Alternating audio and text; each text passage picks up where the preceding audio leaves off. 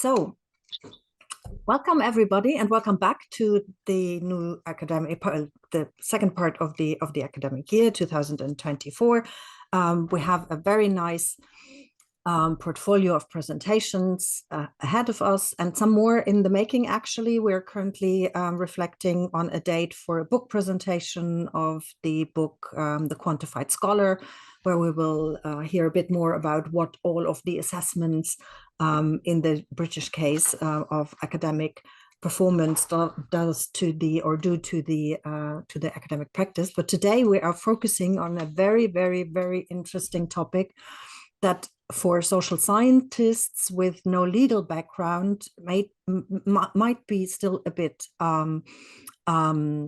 difficult to embark on, but that will be there for us and for the national, supranational, and global regulation of environmental impact, a very important element of future development. Luca Daniera is here for us to discuss his work in the field. Luca is a PhD researcher at the EOI Law Department and the École Normale Supérieure. And he's also a research fellow at the innovation chair of the Institut Universitaire de France, and a lot of his work on the project on effectiveness of ecological transition through law will shine through in his presentation. Luca's previous work also focused on science technology studies as an analytical frame for better governance, especially in view of international environmental law. And he will talk a bit about that, I assume, also in his presentation. And he, for a lawyer, potentially very avant-garde, but Luca, that's for you to assess from the outside view, it seems so, also working on global value chains and impacts of ecological social contracts. Today's presentation has its starting point in something very important that had 2 points, I guess, that were very important for the overall development of environmental policies, but also environmental law, and particularly relevant, I guess, ever since the UNFCCC COP in Paris, COP21, where we saw actually a lot of policy spaces opening because of demand of companies, because of demand of economic actors, that were saying, listen, we are there, just regulate. We just need regulation to be sure and to be secure that we can start, and that we have a regulatory framework and the legal framework at place that ensures our investments are safe. So with these developments, and the other development was that environmental law, at least in the European Union context, was always in the very early years before 1986, before the Single European Act, when environmental law received a chapter, so received primary anchor in law, was very much advanced through other elements and other areas of law. So through work, safety at work, health issues for workers. So this, these interconnectedness of other areas of law, of other actors to advance environmental policy. And here now it seems we are at a juncture where environmental policy inspires a lot of co-creation and a lot of knowledge creation in the economic actors, so in companies and corporates, to, in a way, mitigate their environmental impact and to develop a frame for their own corporate environmental responsibility. And Luca is going to talk about this new type of co-production in between different actors that has a scientific normative component, and that enters this space of co-creation that through the development and the establishment of corporate knowledge, but also embracing scientific knowledge, has an impact of how regulators approach a field that is presumably to them will be out of their reach of their knowledge. So that's a very interesting element. I said avant-garde, and Luca, I know you would not be that bold, but I for a lawyer to use Jasanoff's framework, four-tiered framework, that's actually really something super innovative that requires spirit and a vocation to bring the the field forward. And I will be really, really interested to see how you, in your qualitative assessment of these science technology interlinkages, apply that. The main research question that Luca's presentation will deal with is how to elaborate a guideline of co-construction for not only corporates and legal experts, lawyers, regulators, but also for population, local populations and scientists to enter this new scientific normative space. And I assume at the end you will always also come to your green box, so this method of inquiry that you propose, in order to open up this black box, green box, for analysis, but also for potential repetition and adaptation to different contexts in terms of co-creation. So you see from my enthusiasm, I'm really excited to hear your presentation and hand over the online mic to you. We said that your presentation is around about 30 to 40 minutes, and that we enter into a discussion after that. Over to you, Luca. Thank you very much for being here today. Thank you very much, Gabi, for this wonderful introduction. It's such a pleasure for me to be here with you again with this wonderful research cluster. So what I'm proposing today is to introduce the way in which companies co-produce knowledge by applying emerging environmental standards via this case study on Decathlon. So I titled it Decathlon's transition policy as site of co-production of knowledge. So I propose to start. I wanted to, sorry, I'm trying to pass the, yeah. I wanted to start briefly, as I know that there are some non-lawyers here, by explaining a very simple mechanism of law, the mechanism of the choice of law, which allows us to return to one of my epistemic, one of the epistemic framework I rely on with this study, the one of transnational law. I've chosen to rely on transnational law because the main principle is the one of autonomy that is governing the choice of law, for example, in transnational contracts.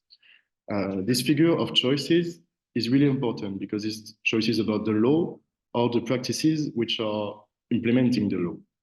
And it plays a very important role in the process of co-production that I'm trying to examine or to describe via this presentation. As you can see here with the Minkowski diagram, it's like what transnational lawyers usually refer to as regarding the decentering of law from national law to study of transnational law and a different, several types of constellation of actors. And here you have an example, like a kind of a graphic illustrating what could be the choices of law that legal actors, so for example, companies, are doing when referring to their international contracts. But this was just for like a brief introduction about transnational epistemic framework. Now I want to stress directly on the case, the Decathlon case. So we will use this Decathlon case to test a method for objectifying companies' practices and assessing what I call the corporate transition policies. So the corporate transition policy of Decathlon consists of an environmental display, which is an A, B, C, D, or E rating displayed on products and services and calculated over the entire life cycle of the product or service. This rating is intended to improve the environmental performance of the product and providing specific information to the consumer on the environmental impact of the product he's going to buy. But also it's useful for manufacturers and distributors as well in the setting of global value chains. So yeah, this was to briefly define the case. And now I want to stress the second epistemic framework I'm relying on, the one of law, science, and technology studies, which, broadly speaking, approaches science as a social practice dependent on social, cultural, as well as legal factors. The notion of co-construction that I referred to is the one of Jasanoff particularly, which is used mainly to describe the connection between law and science developed by institutions. She developed the notion of science regulation, which is going to be useful and will enable us to understand the articulation within the company of a legal knowledge with a scientific knowledge through the use of the 4 criteria: the expertise, the experts, the institutions, mainly and most of the time hosting the expertise, techniques and discourses that are at the end giving a representation of a company's the company's view on, for example, the social and ecological transition. As you said earlier, Gabi, like the research question was at the beginning about the guideline of reconstruction. I would say now that this question is much more the policy question.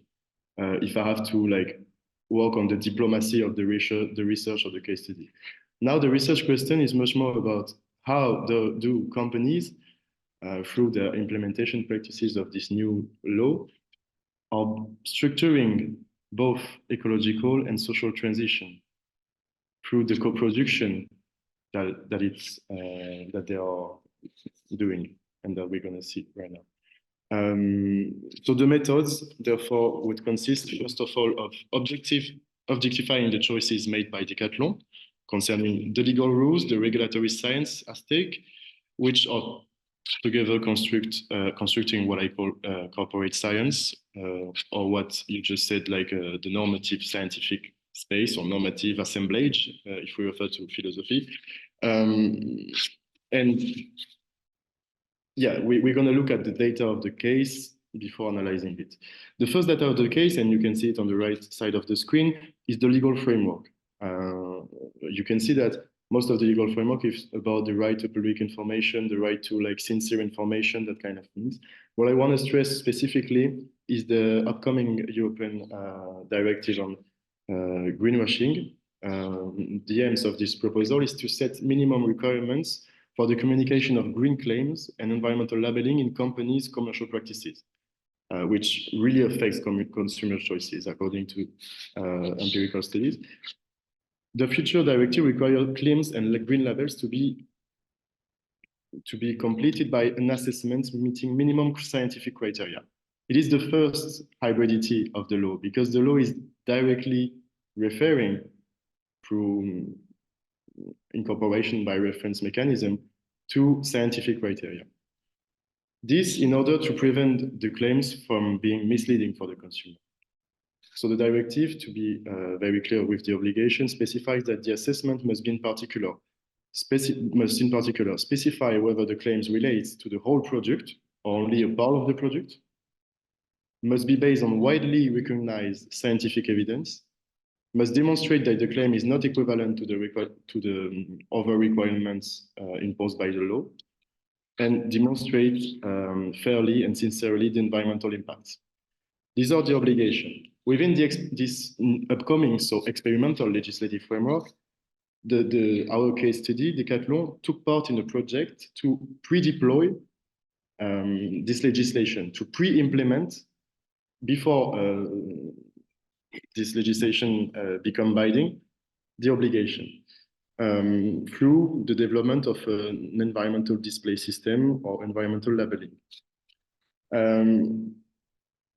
So they are implementing through diverse choices, which are in fact constitutive of the co-production of knowledge that I want to describe here.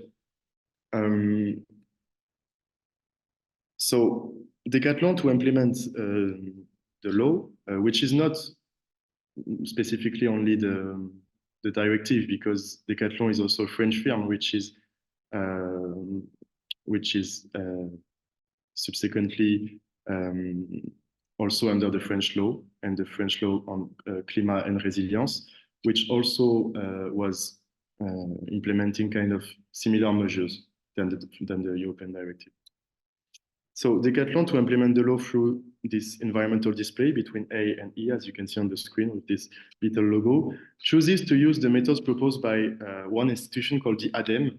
It's like the French Agency for the Environment, but also chooses to deviate from the methods and the discourse developed by the ADEME itself. So to understand very well those choices, I choose to divide the analysis because, first of all, Decathlon is referring to an indicator to calculate the environmental impact. Then Decathlon is applying the indicator to the entire life cycle of the product. So it's kind of processing the indicator to the global value chain. And then Decathlon is sampling and transforming the results into a letter between A and E. The question is how to understand a letter between A and E regarding, for example, the scientific consensus on the 9 planetary boundaries that the firm is explicitly referring to, applying its environmental display. What is the link between 9 planetary boundaries and a grade between A and E? That's the question we're asking now. So let's focus first and foremost on the indicator. The firm is chosen, so the indicator chosen by the firm is proposed by the ADEME as part of the base impact project, as you can see it on the screen. It's defined by the official document as an official generic inventory database for the French government's environmental display program for consumers' products. Broadly speaking, this data enable all companies wishing to introduce an environmental display or environmental labeling to calculate the environmental impact of their product. It's like a method that the agency is giving to companies. So according to the ADEME, this database contains reliable tools, reliable in the sense of scientific knowledge that is behind it, for measuring the impact of everything involved in the production of a good. But if we focus, and now that's going to be the difficult part because I didn't written it on the PowerPoint, but if we focus on the criteria that are chosen by the ADEME, these are 9 criteria that are supposed to be representative of the 9 planetary boundaries, but that are not the same. The ADEME is choosing the greenhouse effect in order to try to correspond to the climate change, the depletion of energy resources, the depletion of mineral resources, the eutrophication of waters, the water consumption, the aquatic ecotoxicity, the pollution, the photochemical pollution, the acidification of water, and the biodiversity. Sorry, it's a bit complicated to understand just already, but it's going to come back after I have a graphic for it. So this choice made by the ADEME is really important because it's going to configure the co-production of knowledge that is going to happen after when Decathlon is going to refer to its indicator. So this was first to frame the way the indicator is framed by the ADEME, is to say, if we refer to the science and technologies framework, the institution, because the ADEME plays the role of institution and the role of expert at the end. And the ADEME has a second role in terms of the application of this indicator to the product life cycle, because the ADEME is asking companies to consider the legal rules called ISO 2006, and which are providing guidelines for conducting life cycle assessments with the following framework, like you have surrounding the shoe, all the different steps of the life cycles, to avoid, for example, that a company only apply the assessment of the environmental impact to the distribution process or to the raw material process. Because in this case, Decathlon is a company which operates at the end of the global value chain. So it's important to consider the whole life cycle of the product. So Decathlon is then referring to the whole life cycle of the product to apply its indicators. And then the question is how Decathlon is determining this environmental rating, starting from an indicators based on 9 criteria, then considering the whole life cycle of the product, and then a grade between A and E. So I'm going to explain the methodology. Decathlon has to determine a lettering scale indicating the environmental impact of what is called a product family. So the grade from one product is also linked to an entire product family. What is a product family? Decathlon described a product family as a list of at least 10 products that are representative of the product graded. So, according to its methodology, the company makes a selection firstly on the basis of products that are the most representative of the scale regarding, and then a criteria of variety of materials and technologies used regarding raw materials, for example, and the technology and the way the product is shaped. So this is interesting to see how like the grade is constructed at the end or co-produced.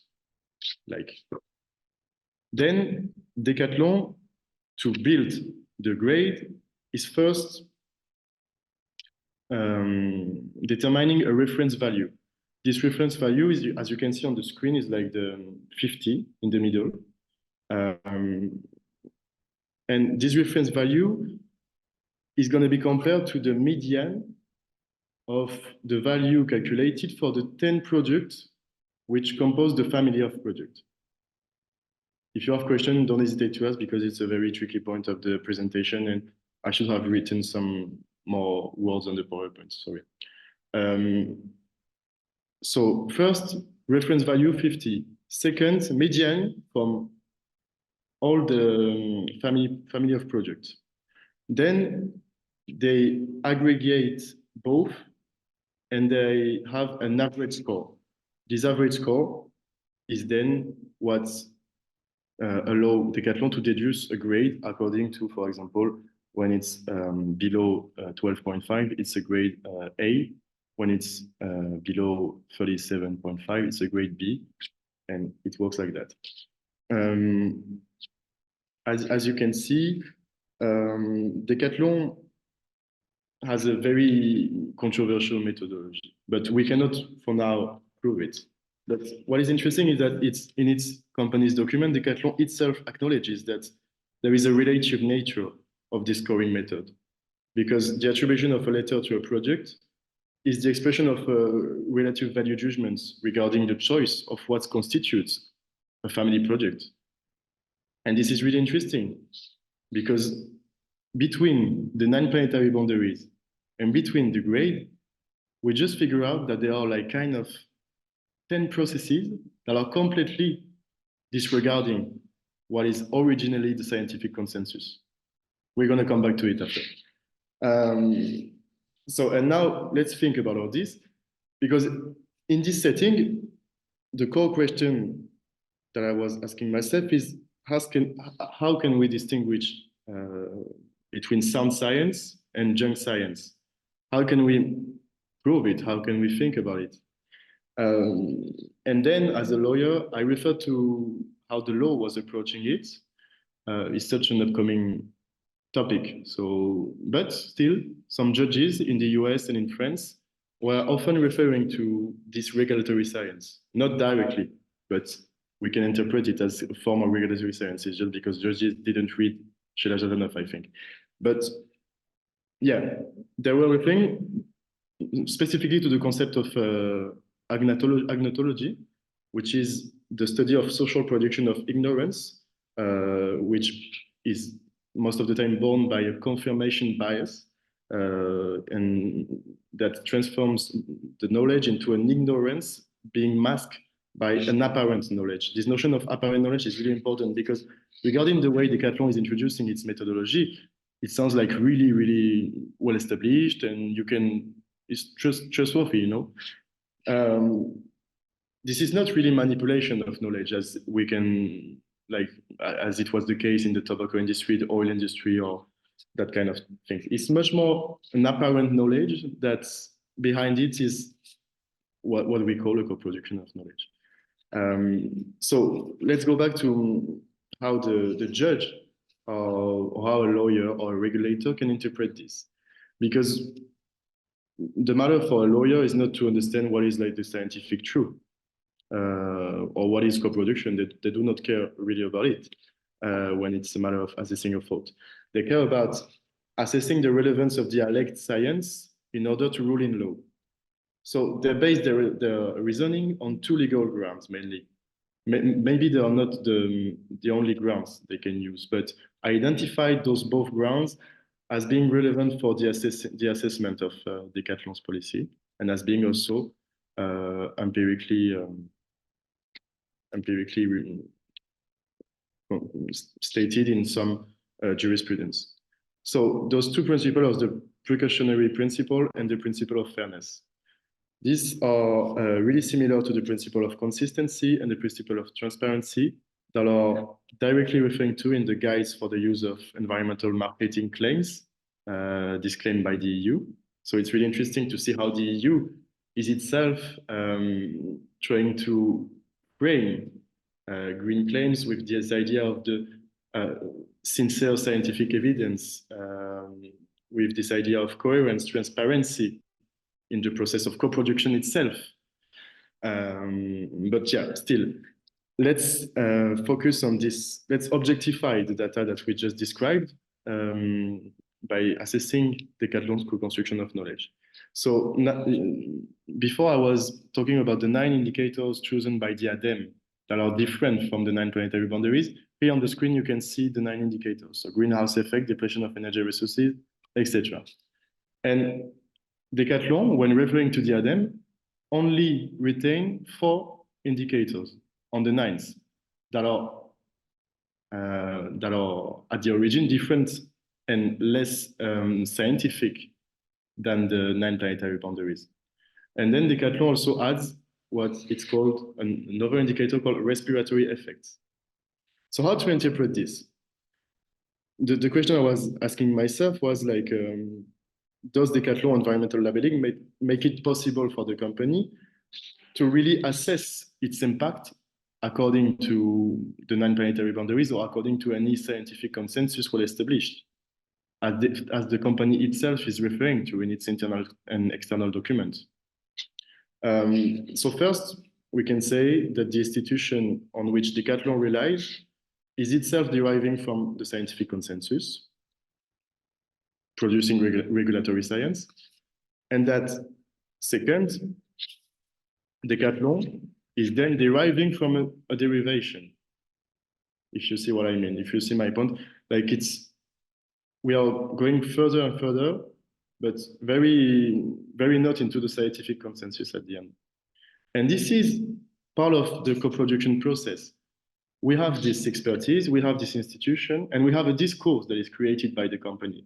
And this discourse, we can see that it's very specific because he gets some of the scientific consensus criteria, the 4 that you can see on the screen, the 4 indicators chosen, but he also is also characterized by the respiratory effect.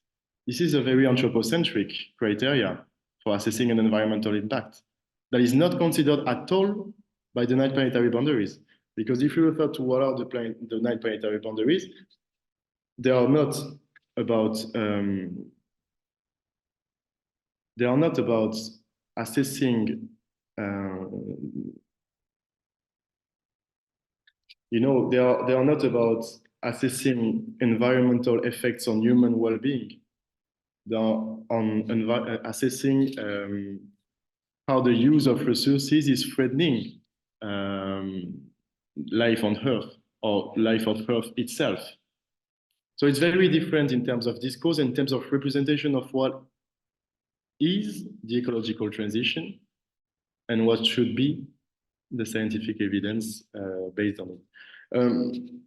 So yeah, also we can stress diverse elements that are really interesting, but I'm going to come back on this after. But for example, they completely not consider the biodiversity, but the biodiversity is considered as one of the most tipping points, the most overpassed tipping point of the 9 planetary boundaries. And if you want your indicator to be like representative of what is an environmental impact, you cannot just exclude one indicator, one that is major, that is constitutive of what is the state of knowledge and scientific knowledge according to environmental transition now. But then we're going to come back also and study what are the effects of excluding the water consumption in the process of textile production, particularly. So yeah, That's what I wanted to show with this graph. And then we have another graph. I'm sorry, but it's in French because I used to did this presentation in French before, and I didn't have time to translate it. But it shows the non-planetary boundaries, and then in gray you have the limits that Decathlon is adding to the non-planetary boundaries that are not really related to the scientific consensus. And then you have the just down the 5 impacts that are considered by Decathlon. So 2 planetary boundaries on 9. It's, you know, like we just said 4 criteria, but it was 4 criteria regarding the ADEME's self-selection. So now at the end, we have 2 planetary boundaries on 9 that are considered by Decathlon. While Decathlon stating publicly, explicitly to its consumer that the rate is representative of the non-planetary boundaries. So legally, this is also very controversial. But in terms of co-production, it's also very interesting to see that also without any judgment and keeping like an axiologic neutrality, we can say that this way of co-producing could be also an interesting way to empirically understand how the main actors of globalization are considering the environmental transition. But let's talk about this later. Let's finish like presenting the case. So this was just an assessment regarding the criteria of consistency. But we can also assess Decathlon's policy regarding the I'm sorry, but I saw a question before. Maybe if you want to cut the presentation, you can, but just saying this like that. Okay. Yeah. Now let's assess Decathlon's environmental policy regarding the criteria, the principle of transparency. This principle of transparency is referring, legally speaking, to the fairness of the procedure. And that's why we're going to focus mainly on the sampling process. And then we're going to focus on the water consumption criteria. That's why I put this representation of the screen. So about the sampling, we just stressed that the number of 10 products within a family of products and the concept itself of family of products to come to like a grade is a bit controversial in terms of methodology. But what is it further on the bargain controversial is that Decathlon, when referring to the 10 items, do not state any statistical data, but we can extrapolate. Like if you have 10 samples, they are representing 20% of a family composed of 50 items. But imagine you are a big firm like Decathlon, producing a lot of textile, a lot of clothes. What is a family of products? It could be 500 items. Then the representation of 10% of 500 is 2%. 10 items within 500 items, a whole family is only 2% representative in the calculation of a grade that is going to apply to a product and then be confronted to the consumer.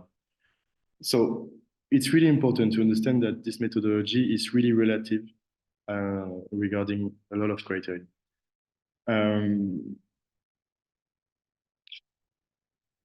And maybe now let's focus on the water consumption question that was just raised before. This is just an example, like to illustrate the fact that the role of textile and cotton production, cotton extraction has huge effects on water resources and is really consuming a lot of water. But Decathlon is completely excluding what is within the 9 planetary boundaries and within the ADEME French agency criteria. Is not considering it within its indicator, calculating its environmental impact. But yeah, indeed, this industry has like a colossal water footprint, but how can Decathlon just exclude it You know, it's kind of an arbitrariness within the co-production of knowledge at this stage. And how to justify this arbitrariness, because they didn't say that it was, for example, a participative process, so there is not any democratic sense of such an arbitrariness. And they are publicly and explicitly claiming that it is based on scientific evidence, as the upcoming directive is going to oblige them. So yeah, this analysis can also be replicated to other criteria, because I just stressed the water consumption, but I don't want to like last for an hour. So we can also apply it to the aquatic ecotoxicity, for example, because textile industry is producing a lot of and putting into waters a lot of toxic elements. But it's also applicable to the photochemical pollution and water acidification or air acidification, for example. So what I wanted to show with this Decathlon case was that Decathlon's choice on environmental indicators for this environmental display is completely inconsistent. I mean, it's a co-production that is inconsistent with the discourse that Decathlon is publicly assuming. I don't want to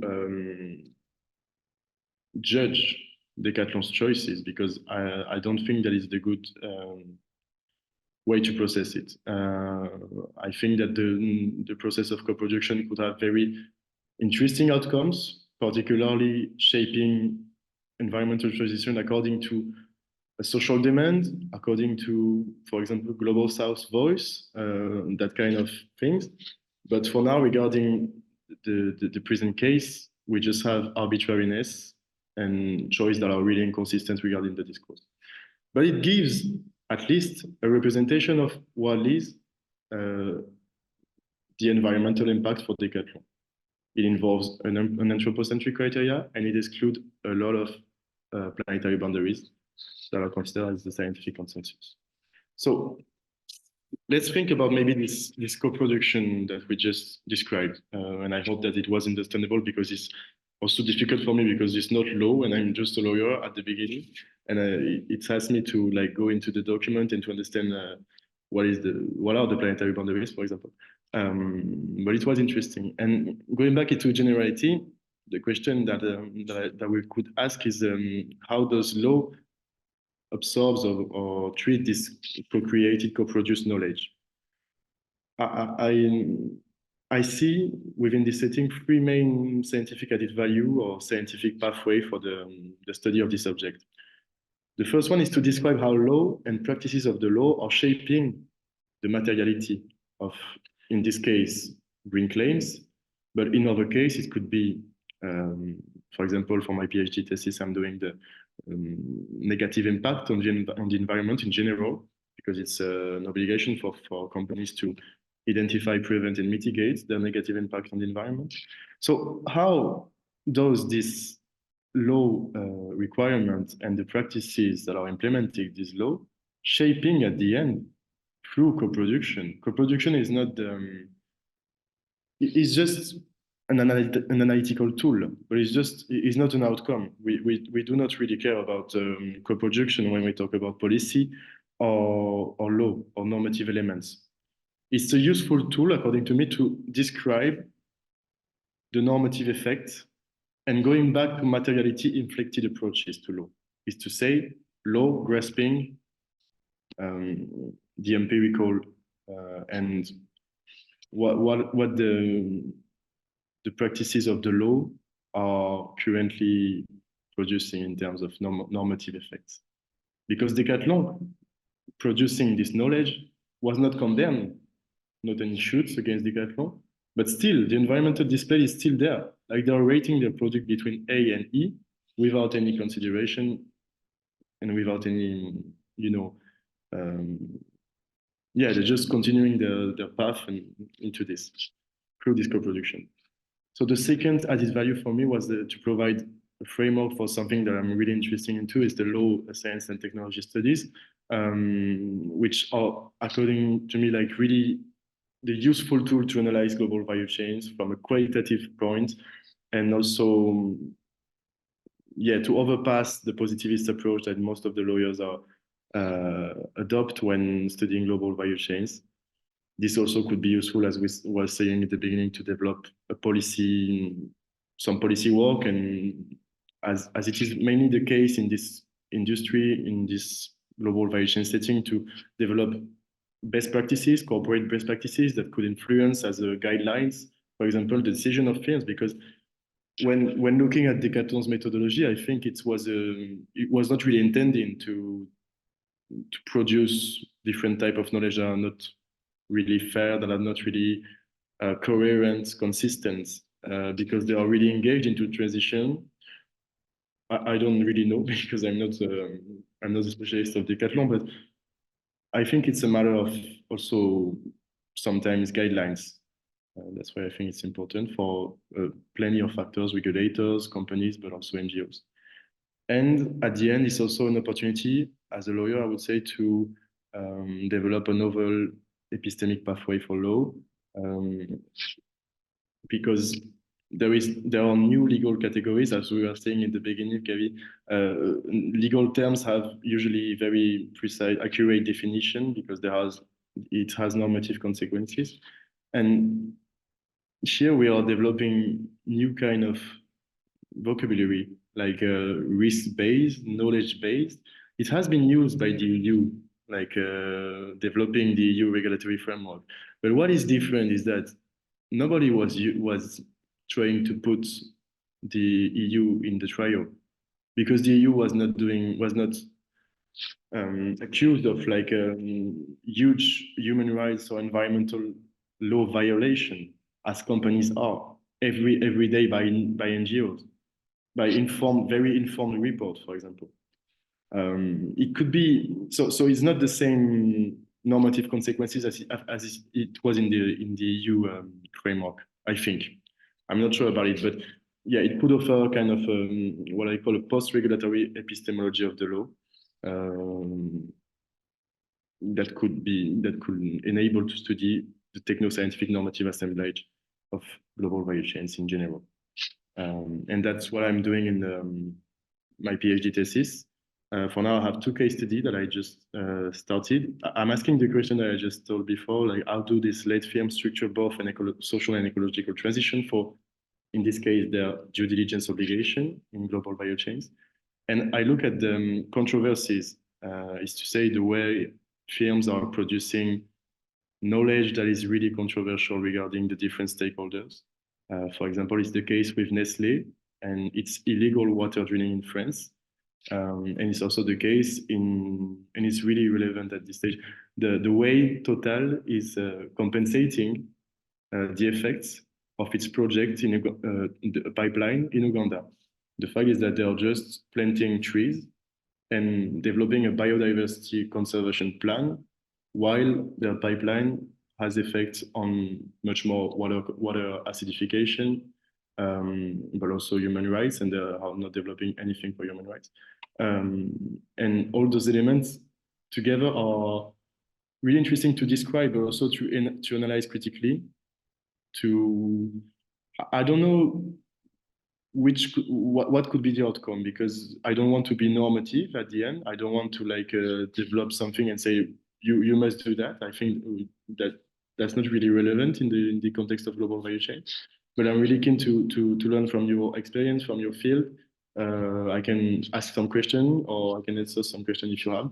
I was really looking forward to receiving feedback from you, but specifically on what do you think on this specific research approach that I'm developing, but it's kind of a new approach in law, like the law STS. It's applicable to this subject is quite new, so I'm also, as an early stage researcher, starting the project.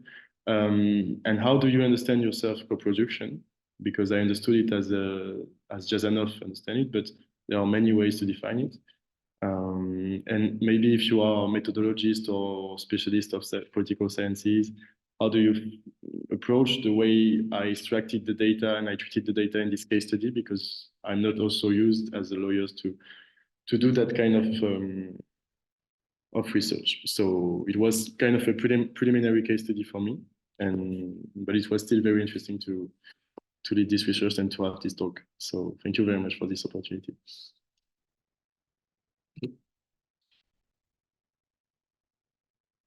Perfect. Thank you very much, Luca. And sorry, I'm navigating in between two screens. I actually have a lot of comments that I could do, and I have Laura the first on the list with questions because she raised her hand in between your presentation. I would actually suggest that if you want to ask a question, you just raise your hands, question, comments, whatever, and that we then start the Q&A session. Laura, please, over to you. Thank you so much, Luca. That was really exciting. I was really drawn by also your title, Co-Production of Knowledge. And allow me first a couple of questions. So first, were there any justifications given by Decathlon for excluding certain criteria? And especially those criteria that appear to be rather not as masked ignorance, as you were saying, but strategically chosen to be excluded because you would overall end up worse off, right? If you would include water usage or toxic elements. So that was the first question. And then does the choice that, what you, the Decathlon using these indicators, which reminded me very much of the food industry, where you have the, different countries labeling their food products, A, B, C, which of course then influences consumer choices very drastically. Whether this is taken up by other companies as a role model, can other companies follow suit? The Decathlon, or has Decathlon taken that from other companies in the first place? And my last question or concern is, I understand co-production quite differently than how you used it. So I would like to understand better, where do you see that the co-production came in here specifically? Is it by the alteration of the 9 boundary conditions? Is that the co-production part? Because that was not so clear to me. Thank you so much. Thank you. Great, thank you very much. Luca, are you okay with us collecting the questions and you then addressing them? Yeah? Yeah. Great. I had Judith and Valentin, and then Judith went off, and now Judith is back again. So Valentin, is it okay if I take Judith next? Great, over to you. And then Valentin. Thank you so much. Sorry, I just lowered my hand because I was listening. Thanks so much, Luca, for the extremely interesting presentation. And I guess my question is a little bit directed to the point that you're suggesting there is a new subfield necessary that can bridge different dynamics that are just not cannot be grasped with like pre-existing categories. And I wonder if you can say a little bit more about that, because I was automatically going back to my frame, which is international law and international human rights law, and categories like predictability, transparency in rulemaking and governance is also constructs that are very familiar to me. So I'm asking a little bit, what is it that is so new about the phenomena that you need new hybrid categories, or let go of pre-existing categories? And what's really, like, if you had to, pitch and argue for that new research approach also, like, what is it that I should take from it? I hope that was clear enough. Thank you. Valentin, over to you directly. Okay. Hello, everyone. Thank you, Luca. So I think it's very interesting to take some case study like that and to enter the fieldwork through specific firms.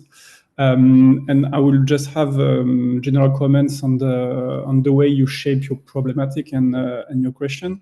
I would say that for the consistency matter, when you say is Decathlon consistent with itself, comparing what it does and what it says, basically, I think you should take it in a more constructivist way, maybe, because in a sense, if you wonder whether Decathlon is consistent with itself, the answer will be, I think, systematically no, because you will always find something that is contradictory. So the question, I think, is more, is consistency something that is important in this problem? So is that something that some actors is putting forward and some actors are constructing as a central question in the matter? And if yes, how does decathlon is shaping the definition of consistency? I think it will be something to step back from a normative approach of your problem. And then for the co-construction notion, I would say that it's always good to have this way of approaching the thing, but in the same time, everything is co-constructed, so it's something that it's really a notion that is really soft. And so if you want to use it, I would say that it's really, really important to specify who is co-constructing something with who, to specify the population, to specify the characteristic of these actors, and what is co-constructed, and what are the interests at stake or represented. So just to finish, I'm sorry for the time, but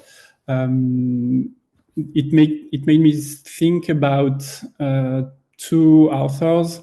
One is Tim Bartley, who worked on supply chain and the difference between rules and law.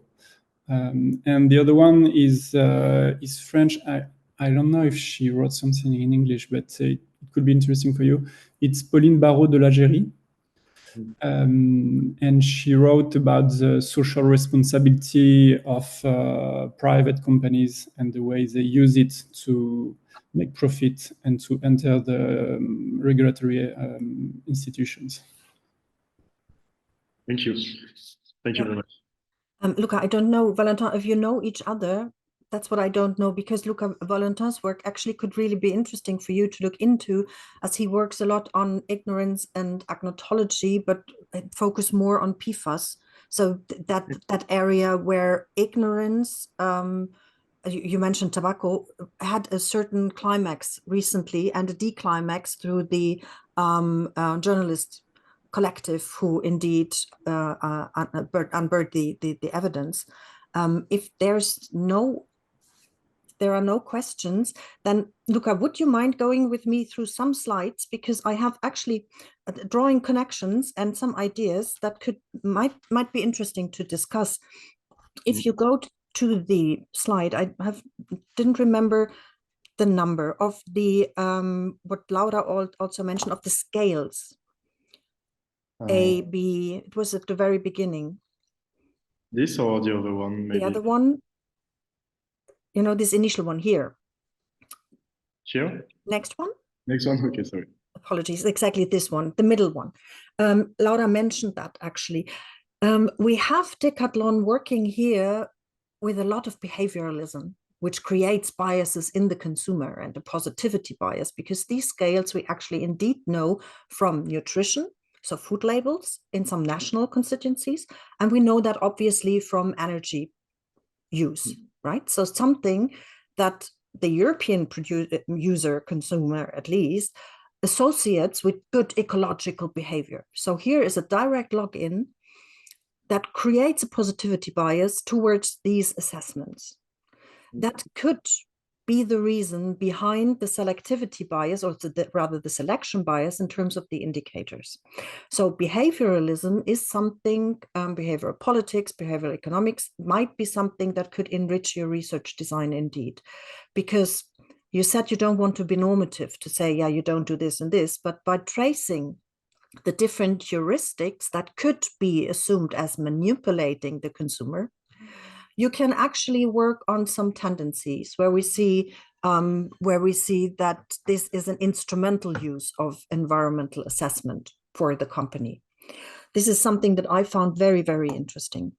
If you go to slide 8, where we have the contraposition of the indicators that are in the ADEMI exactly frame, the overall basket, and the selection. I think that this is something where just looking at these and reflecting a bit with the legal reasoning, you would say, okay, this is not occasionally selection because they just had the data or something. I do think that we do see here an element of instrumentalization of the tool and the process. So what it seems is that there's a conscious lock-in into a scientific frame that has been developed by a public institution, so credibility. We are applying this. We are buying into public regulation. But what they do, what has been done with the selection of these 4 indicators is, and you completely rightly so pointed at the water problem, they selected the ones that usually for the textile industry are okay-ish. Water is one of the biggest problems. Acidification of water, soil, a biggest problem of the textile industry. So basically, they avoided taking those on board that could have a negative impact on the assessment. The other ones, if you look into the other ones, biodiversity, the eutrophication is in, but the acidification was in there. These are indicators that are in part hard to establish, difficult to assess the impact, and that from my point of view as a non-expert would immediately collide with the main principles of European environmental law. If there's insecurity and uncertainty in these indicators, we have the precautionary principle. We can't have activities here.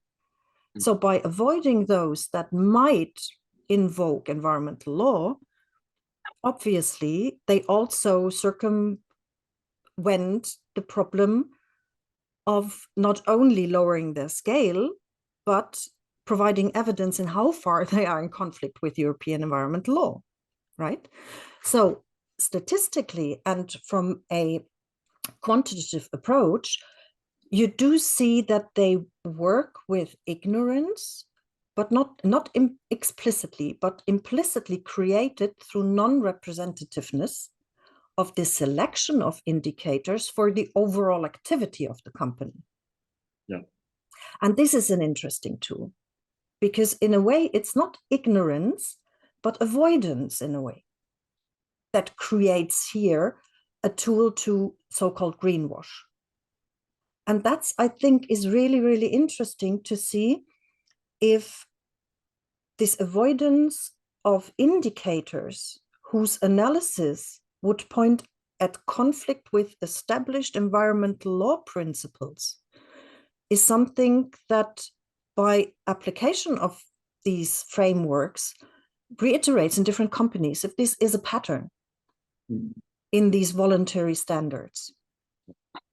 And another moment that would be interesting, and that relates to this co-production, co-creation world, is to see, you said that this is a pre-implementation of the company by the standards that are embedded and enshrined in the Green Claims Directive. The interesting point would be in how far, if and in how far, there has been a communication in between the Commission and Decathlon on the results, if there has been feedback, if this feedback by some means of lobbying entered the draft directive, and how the text of the directive reflects these practices, right? So whether this type of co-creation has a legitimizing function for corporate interests that then get enshrined into the legislative piece that is negotiated then by the Parliament and the Council.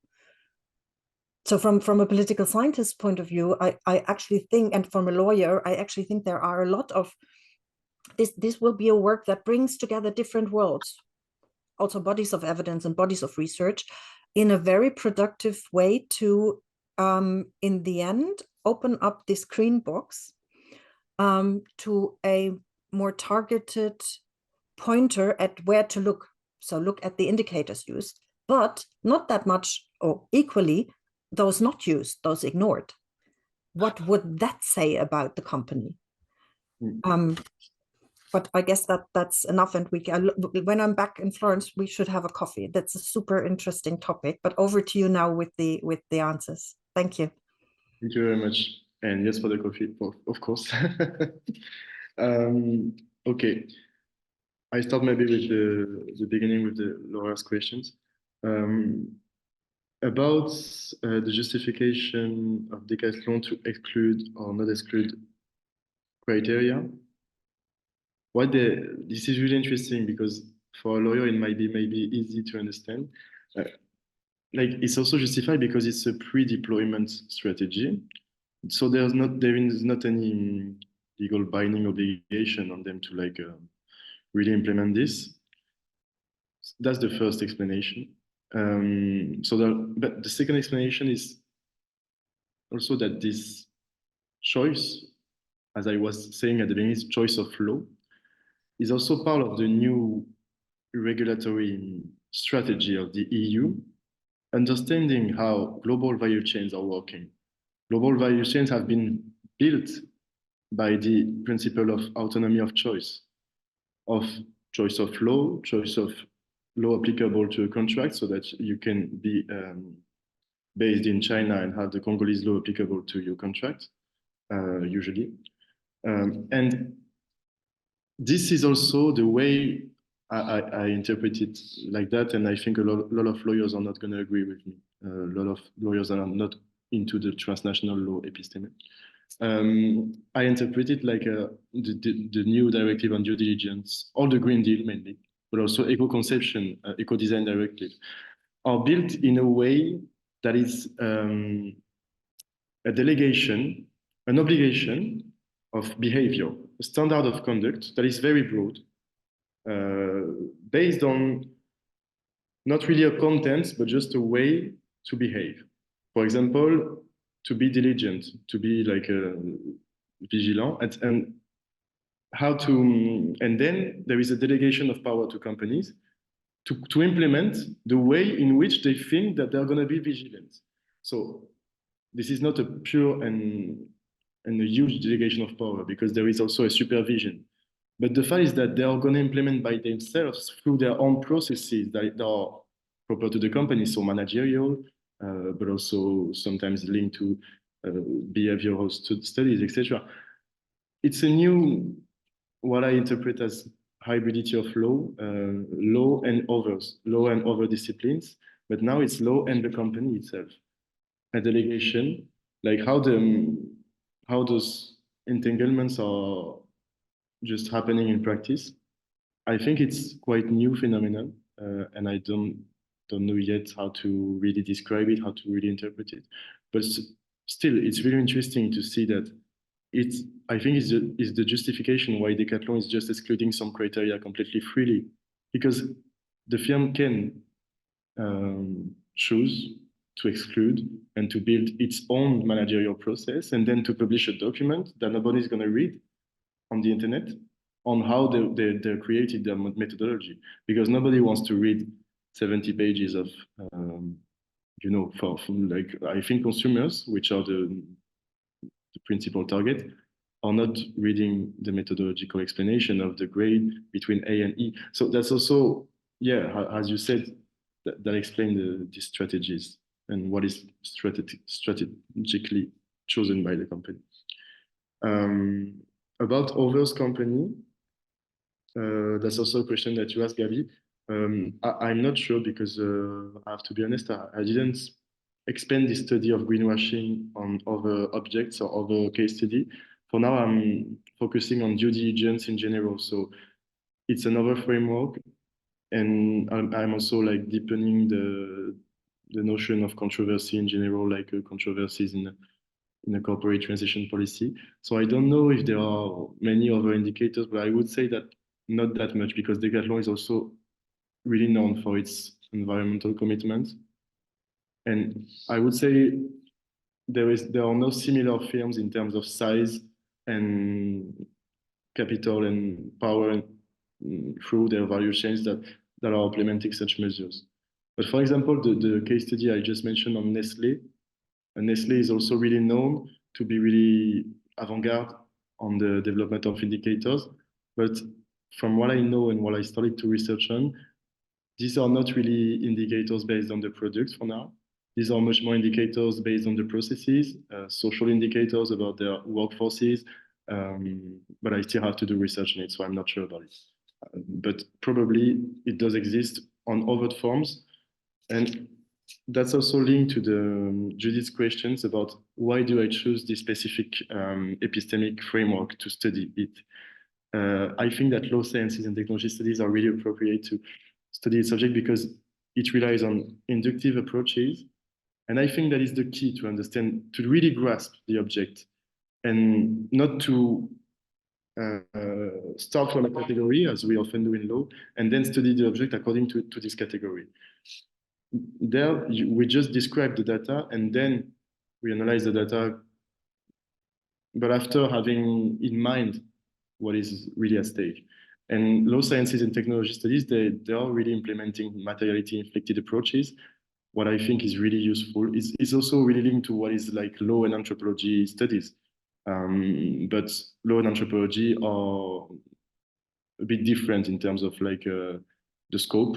I would say that science technology studies this is a field really linked to like approaching science within a social construction, but also technological infrastructures.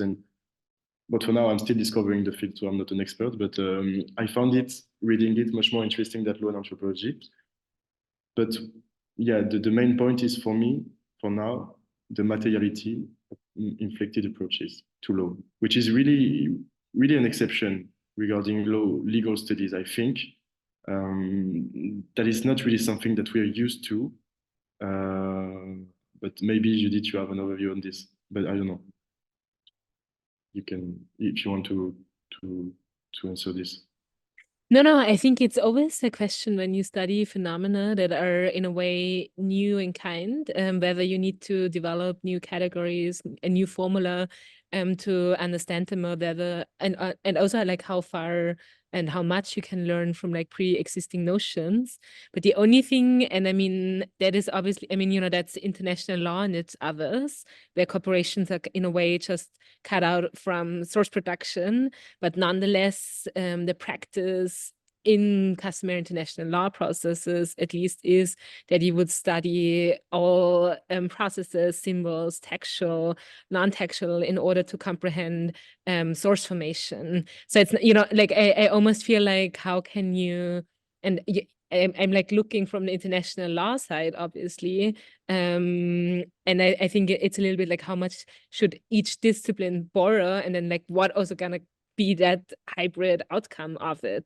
And I think that will it gonna be introducing changes in like all diverse ways, and then I think it's highly fruitful. But nonetheless, I also think international treaties are right now put into the hands, whether it's the Myanmar Convention or the right to water, and because supervision and enforcement authorities are not controlling each and every company that's going to be affected by the Human Rights Due Diligence Directive. I think there is a delegation of interpretive authorities to corporations that hasn't existed before, in a way. But I stopped there because that's your talk. Yeah, thank you very much. Yeah, we can discuss it for later, but I really agree with you. And now I was thinking maybe also like it's a question of like maybe a personal choice, because international law is also well suited to study it, but like also from when I ask myself where I see myself, and it's much more like my references are much more like yeah, these science and technology studies and the way they are studying their objects, like that's really something I'm not really good at explaining it now, but so when I'm thinking about doing that kind of project, I'm also thinking about replicating to new objects what was the work of Latour or Calon, which are for me like the references in terms of theory, but also diplomacy of their work. Because like at some point, what is also missing in STS and law and anthropology approaches is the diplomacy, is to say the way they are implementing in practice, like going into policy work, for example, their own work, which is sometimes theoretical. But it also depends, because I was talking with an STS scholars in France, and he told me, because I felt that the Sheila Jasanoff approach was really theoretical. And I was like, what is the diplomacy of her work at the end? It's really interesting, but and then he told me that he had a different approach to it. And as a sociologist of science, he was thinking that I was seeing it as a normative issue, but as a legal scholars, we are the only ones seeing it as a normative issue at the end. I think, like I imagine, like that's what I feel. But he was saying to me that there are a lot of other ways to ensure the diplomacy of that kind of work. But yeah, answering you, like this is also a personal question, I think, at the end of the day. But thank you. And for the other questions, so I answered your questions. So thank you also, yeah, Valentin, for your comments. I think it's really interesting. I can understand that you're probably coming from like a political scientist or sociology of science, because I used to talk in France with some of us sociologists of science, and they have the same approach as you, exactly, like same remarks. And it's really interesting for me to talk with that kind of researchers, because that's not question that I usually ask to myself. Like the way you shape the problematic is really interesting, and it's also a way for lawyers to go into politics at the end, because we never do that. Or I mean, I say never, but not never. But it's not really a reflex or something that we would do like. So yeah, it was really interesting. And now I'm trying to figure out my notes, your comments, but it was, I remember that it was interesting about, and I noted your comments on the problematic.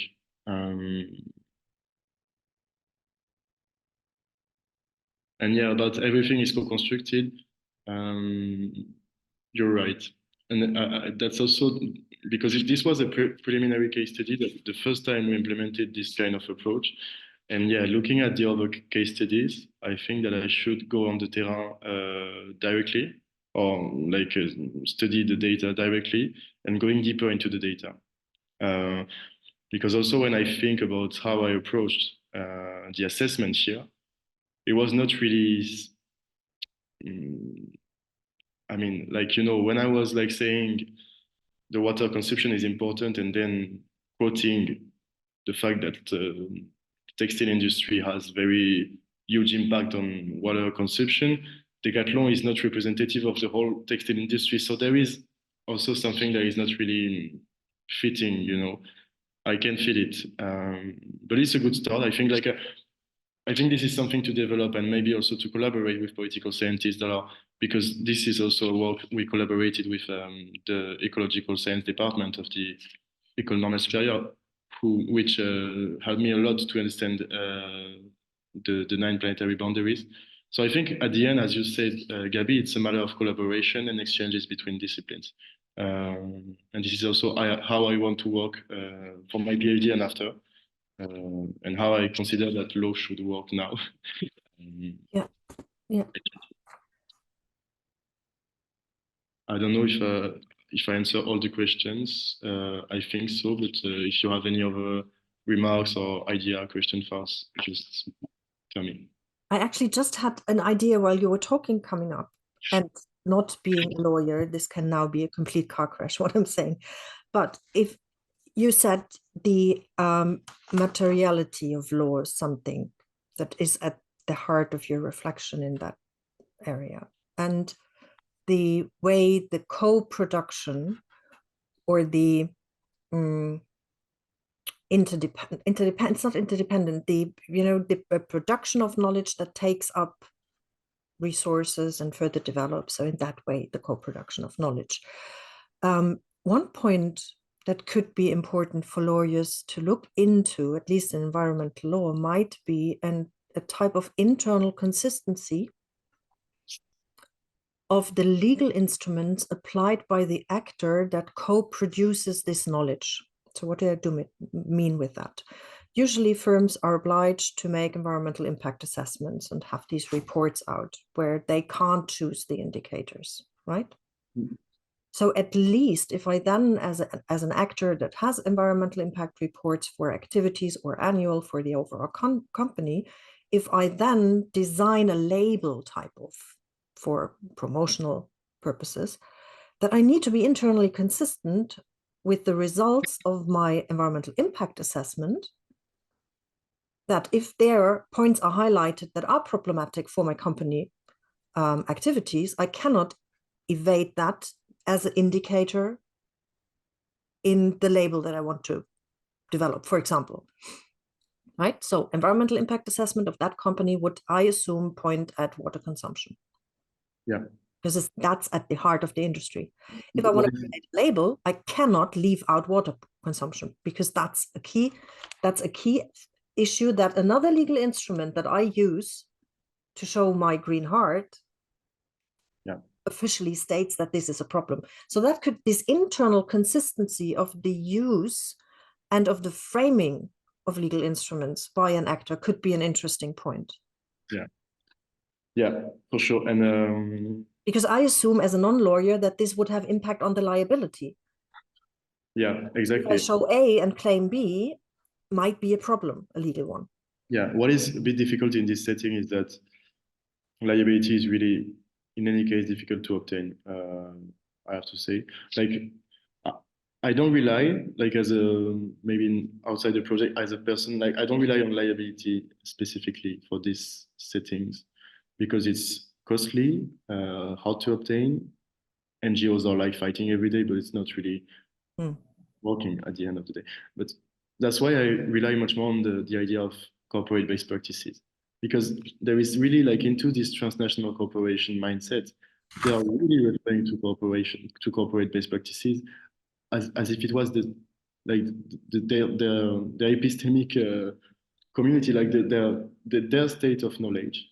And for example, if you include that kind of new guidelines into the scope, and that is considered by the what we can call kind of a lex mercatoria, it's like the law that is not fixed into European, international, or national legislation, but is at some point binding, not customary at some point. I don't know really how to describe it, but that is consisting of the corporate best practices, and that is something happening. And I rely much more on this, honestly. And for example, like, I have a very accurate example. We did another preliminary case study that didn't work on Total corporate reporting, assessing the way they were, like, reporting their emission on the Excel sheet, and they were only considering the scope 1 of emission instead of the scope 3. The scope 1 is only the emission of, like, the film site. So the film site.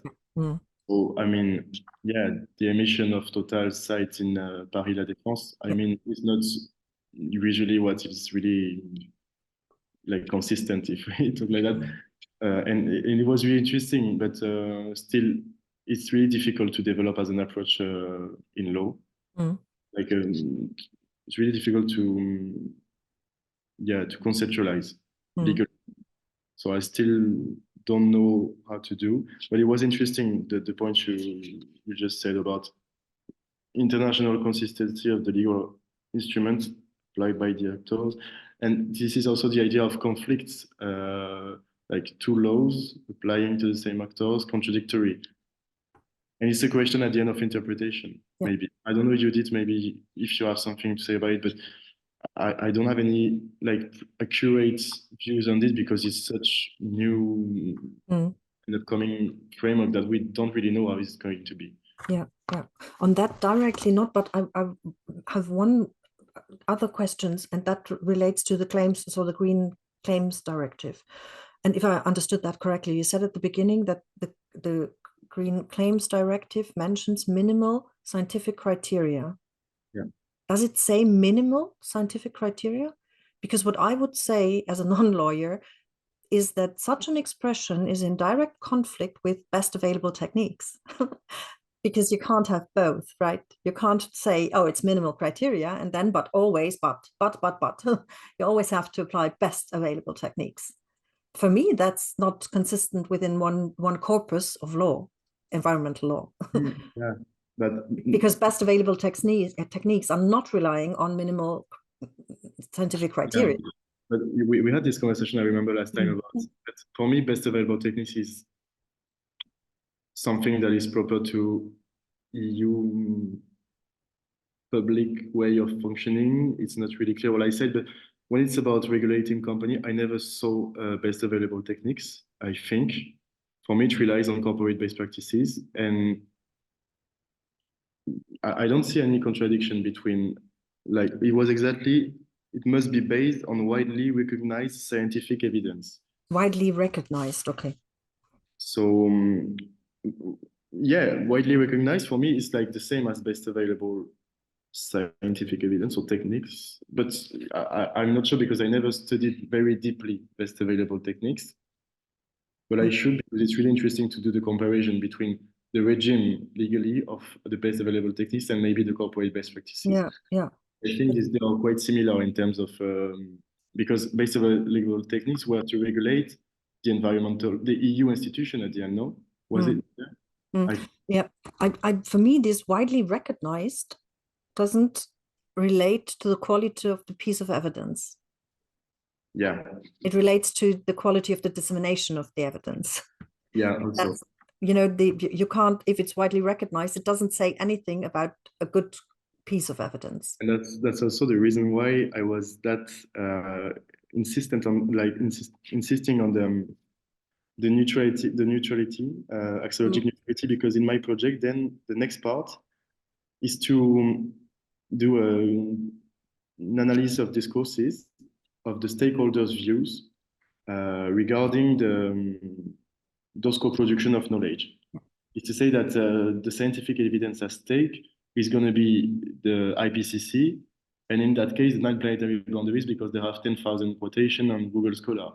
But imagine you have emerging indigenous knowledge from Global South, and it's happening a lot in that kind of project, in that kind of mining project. You have, for example, in Malaysia, I was in contact with someone that was insisting on the fact that they're not using carbon footprint. They don't want. It's not even about indigenous knowledge. It was within the corporation Petronas. They were just telling me, and this is also the question of cultural diversity and intercultural alliances in this global framework. How to adapt such standards that are going to apply extraterritorially, and how to think on bottom-up approaches to that kind of knowledge. So for now, the criteria for the greenwashing is not really adapted. It's really centered on Western-oriented knowledge. But for example, for the due diligence directive, there is no reference to scientific knowledge because it's not really only environmental. But there's a reference on the negative impact and the negative impact on human rights and the environment. And it's much more open, I mean, on the way we could frame and we could structure at the end what is consistent and what is the constitutive of the human rights and environmental risk in this text, in this other text. For now, because I didn't study it that much deeper for now, but that's my strategy for now, to go into this and let's see what happens. But yeah, I agree that there is this problem of Western-oriented knowledge, scientific evidence. Great. Anyone else with final remarks, questions? If not, then I'm actually obliging you in a year's time to tell us more about where you stand, because that's really interesting to see your journey with the project, where you are in 2025 in January. Now with my PhD project, you mean? Yeah, exactly. To give us an update in this group so that we know where you developed from. For now, I'm frame towards. I'm still doing the literature review because I'm still also discovering the science and technology studies. I'm also interviewing a lot of STS specialists in France and abroad. to know more, like it was the case with Valentin. We have that kind of exchange that are really interesting to me, like to kind of think differently. Yeah, I identified the case study very recently, like 2 months ago, and I'm collecting data. I have some also network on the field for both cases. So then I'm planning to maybe work on interviews, semi-structured interviews. But still, I have to go, I think, early on the ground because it's very dependent on the data I can find and on what I can exploit.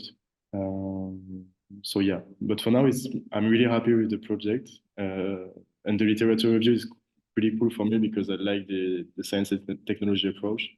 And I think there are, like, I think 5 scholars in the world working specifically on low science technology. So it's something difficult because it's really developing, but it's still very interesting. Yeah, and it will be from as I said, a non-lawyer with no expertise whatsoever in the field. It's a really interesting approach to embark on understanding and defining law in such an interdisciplinary perspective. Because, as I said, this speed and the range of development technologically, we see that with AI, with data, with algorithms that have to be regulated, and the discrepancy of knowledge of individual law actors, judges, lawyers, regulators, is really will have an impact on how future regulation will be framed. And this trying to bridge the disciplines with from a law perspective is really, really important. Yeah, and about that, there is a project, an ERC project, very recent from Anna Beckers, but she was here at the beginning, but she just left like some minutes ago. She's doing a project on chain law. Mm-hmm. It's a law project, but it's really interesting because it's looking from an interdisciplinary perspective at all the types of regulation that have the same characteristic. And as you said, it's also concerned with AA, and I don't remember, but other stuffs about technologies, like the DSA and DMA. And that's why I was explaining, like the way the EU is regulating now, it's going into a different path, and it has really important consequences into, like, regarding the way we approach the object at the end.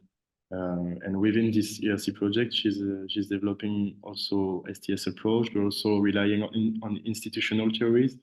So yeah, lawyers are starting to go outside the law to really grasp their object, I think, like, because the global value chains has been, I think, created by law, but then it's an infrastructure at the end that is composed of so many elements, so many different, and that is entangled at some point that we cannot just study it from a legal perspective and have satisfying outcome, I think.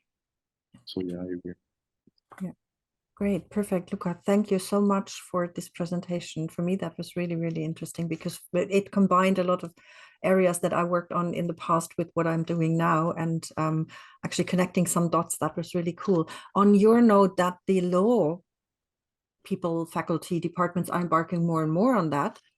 Guess what? February, we'll see another law scholar presenting on 29th of February. Melisa Kirillov will present, and I'm reading, Division of Labor between Public Research Institutions, Biotech Startups, and Incumbent Firms.